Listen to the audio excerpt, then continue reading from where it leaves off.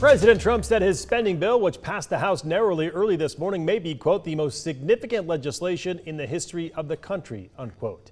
It includes many of the priorities he campaigned on, but as Bradley Blackburn explains from New York tonight, there is still work to be done before Trump can sign it into law. The House debated through the night before narrowly passing President Trump's budget bill early Thursday morning. On this vote, the yeas are 215, the nays are 214, with one answering present. The bill is passed.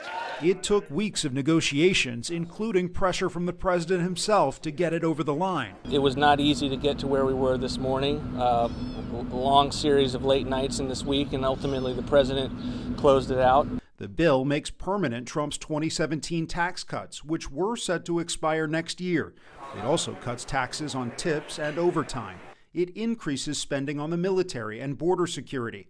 To pay for all of that, it cuts spending on food stamps and slashes nearly $700 billion from federal funding for Medicaid, which the Congressional Budget Office says would lead to nearly 8 million people losing health coverage. What we've seen is the largest cut to Medicaid in American history. The House version of the bill now heads to the Senate, where several Republicans aren't sold. The Senate will basically write its own version of this bill, and I just want to make sure that there are no Medicaid benefit cuts. I'm concerned about some of what the House has done on rural hospitals, essentially, the hospital tax. House leaders warned their Senate colleagues not to go too far. Think of this as a one-team effort, as we have, and to modify this as little as possible. Republicans are hoping to get the bill to President Trump to sign by the 4th of July.